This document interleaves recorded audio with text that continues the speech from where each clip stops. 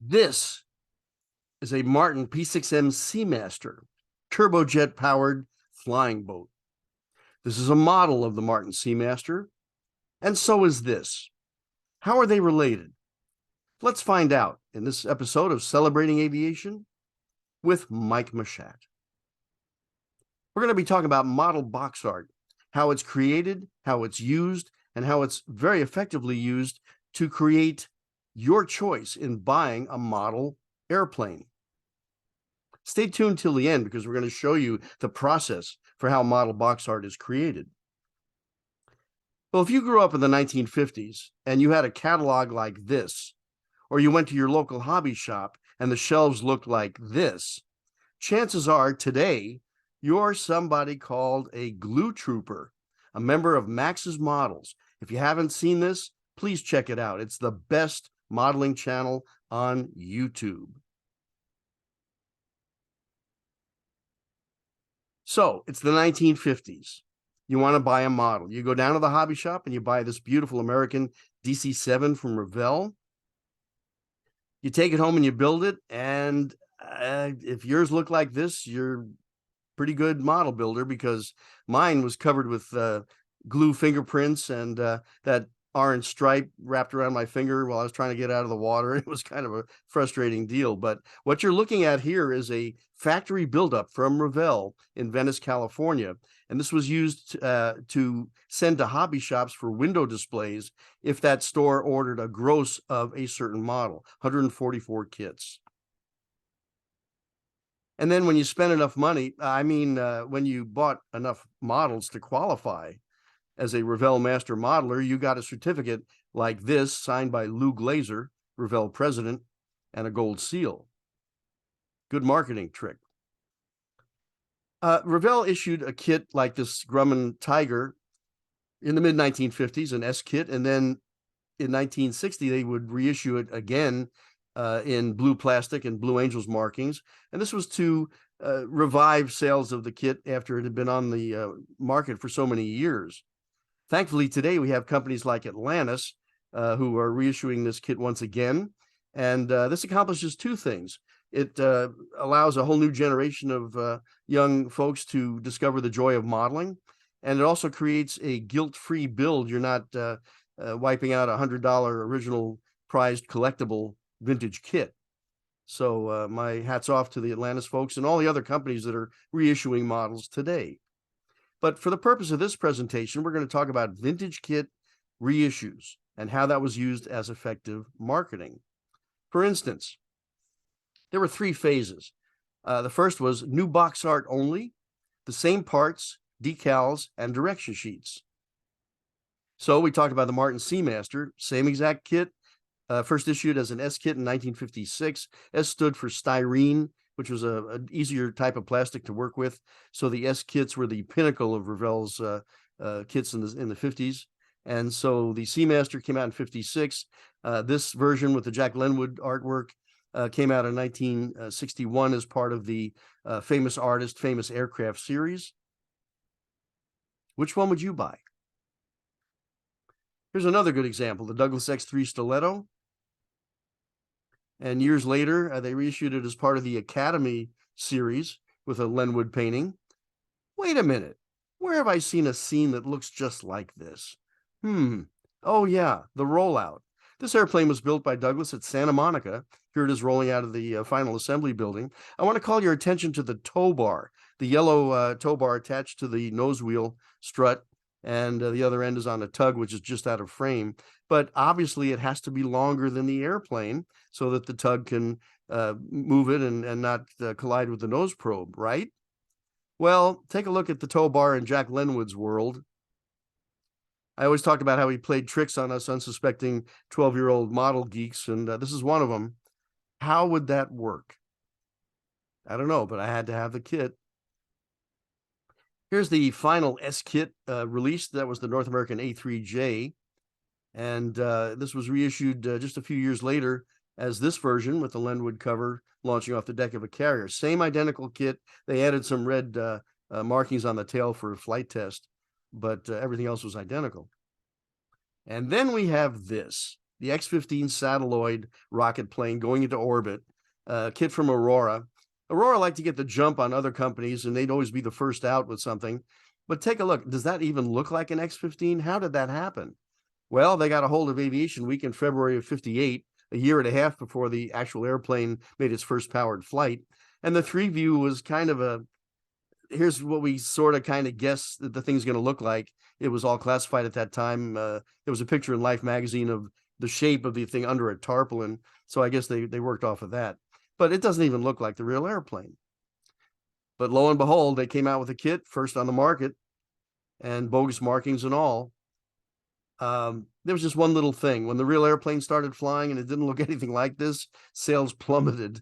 So they commissioned Jack Lenwood to repaint the cover and put the real airplane on it. There was just one little minor, little tiny detail. Guess what was inside the box? Yeah, the same satelloid plane. So you could paint it black and put new decals on it, but the shape was not quite there. All right, second category. New box art, but with additional parts, new decals, and a modified direction sheet. So here's a good example. In fact, this was Revell's first. They took the American DC-7, which was issued in 1955, and a year later, as an S kit, they had the same exact airplane, but with United markings, and they added a fuel truck, baggage tug, and the movie star on the red carpet figures. The red carpet was actually a piece of thin cardboard inside the box, but it was painted to look like that. And it was a brilliant marketing move. The cost of the American airplane was 98 cents. This was $1.49. And it was a lot of model for that. Plus, you could win a free trip to Disneyland. I thought it was ironic that they called it United Flight 707, but that's another story. Here we've got Revell's beautiful F-104 Starfighter. It's got the tip tanks, missile with a man in it, beautiful little kit. And here's the real airplane. This time it's equipped with Sidewinder missiles. And look at the tail numbers, 6737, buzz number Fox Gulf 737. Well, Revell came out with a Sidewinder equipped F-104 and a neat kit. I think the price went from 98 cents to $1.29. Wait a second. Both airplanes have the same number. Really? Well, gotta thank Jack for that. God bless him.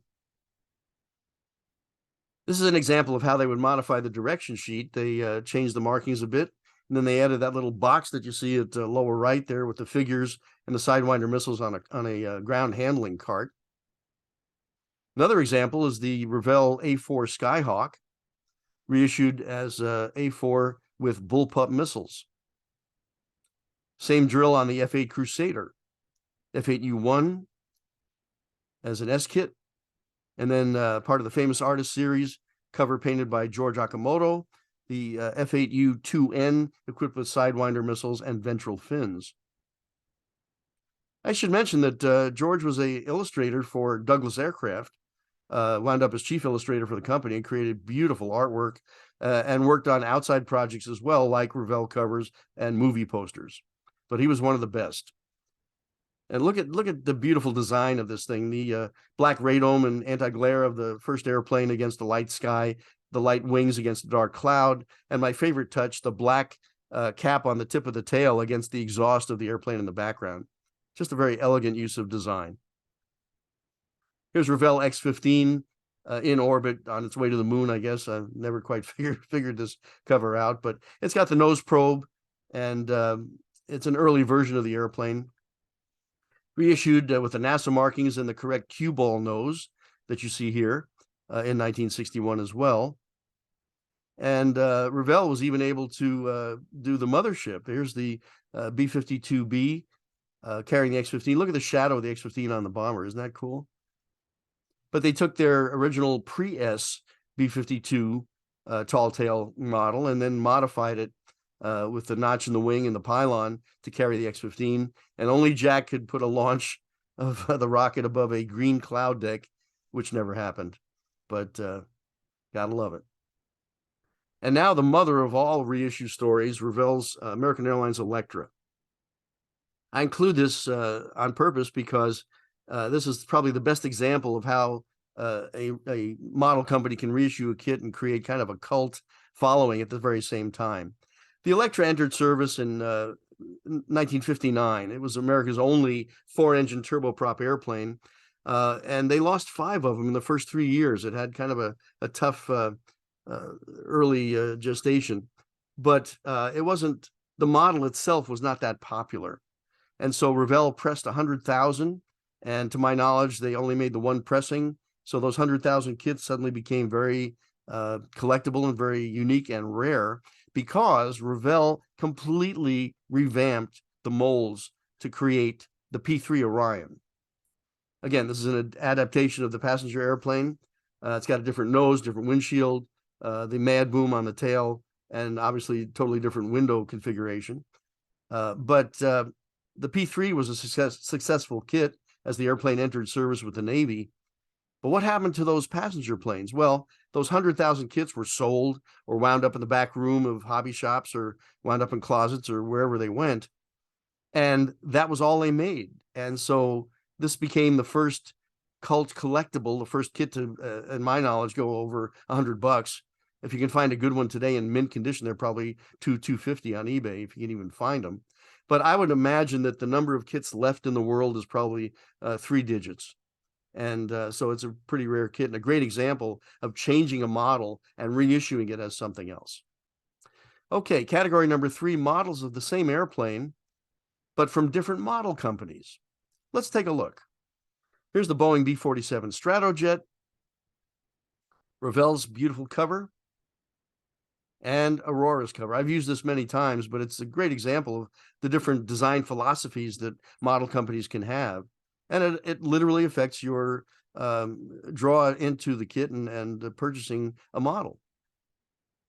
This is a good example. There were the 2 B47 covers. Here's 3 Republic F-105 covers. This is the YF-105B pre-production prototype, and 540101 was the second airplane in that series. This is the actual airplane that Revell used for their F-105B kit.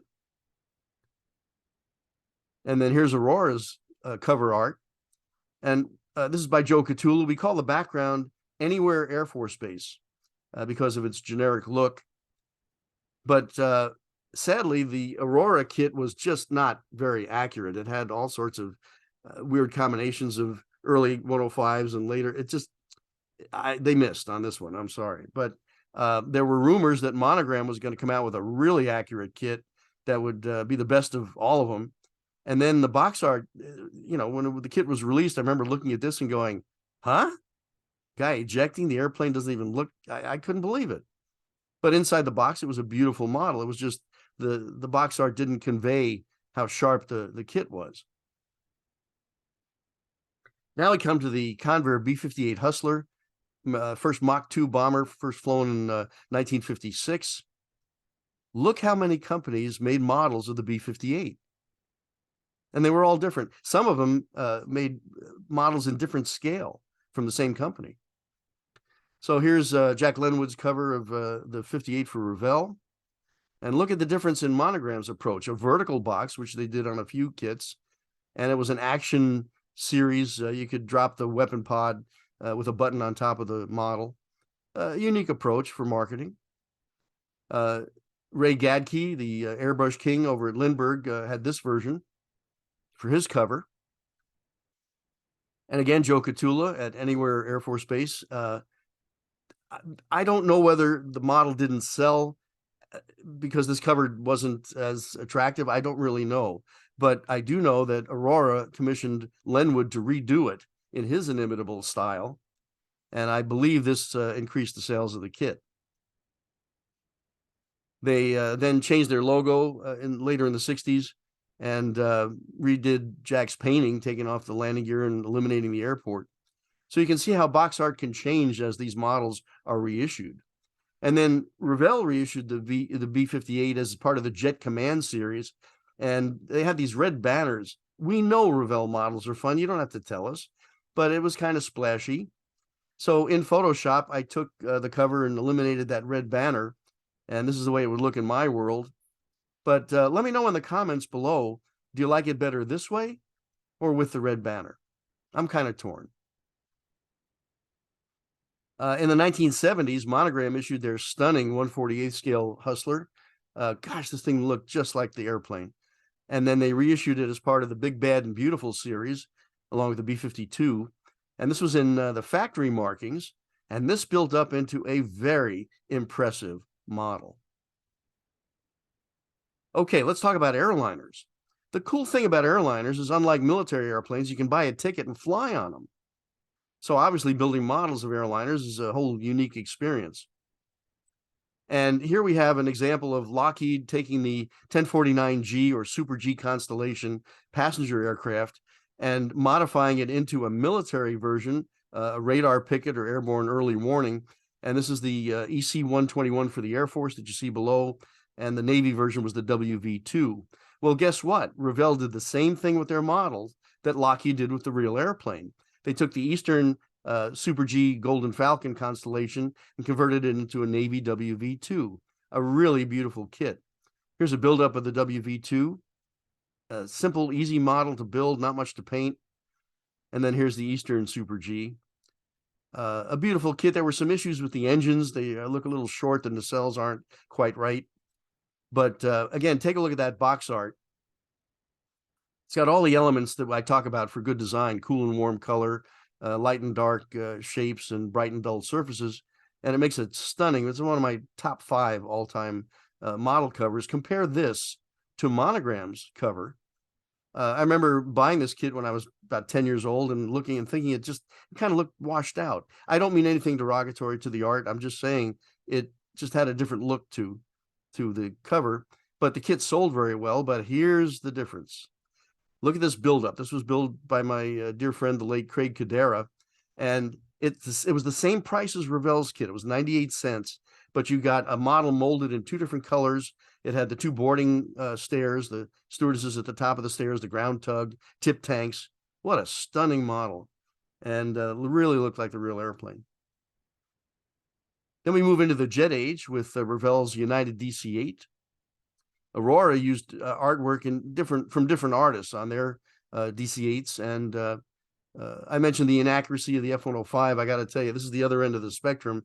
Their DC-8 was probably the best of all the airliners they did. Really captured the lines of the airplane. In many cases, they used photographs on the covers. And now we come to the beautiful French Caravelle, first jet transport with engines mounted in the rear. And this is in SAS markings with the beautiful dragon logo on the forward fuselage. This was Jack Lenwood's version, and this is part of the new look in the early 60s. Revell changed their whole style of model box tops for a new generation of builders. This is the Ray Gadke airbrush Caravelle 3 flying over the Eiffel Tower in Air France markings. And Lindbergh reissued this Caravelle as a Caravelle 6. The differences being a totally different windshield, different engine exhausts, reversers, and there was no tunnel on the top of the fuselage on the Caravelle 6. So it was a different looking airplane. I learned the hard way after spending $149 that the Caravelle 6 model that you see at the bottom, inside the box, it was identical. It was a Caravelle 3. I was crushed. Here's the real airplane. They also missed the color on the decals. It was kind of a dark blue in the kit. This is what I call United Blue, very similar to Pan Am's color. Beautiful airplane. So how is box art created? How does the artist actually make a box art illustration from scratch? Well, in many cases, it's source material. Good example here, the Aurora DC-8 is just a photograph. I shouldn't say just, I mean, they used a photograph. It was a United promo photo, same exact shot.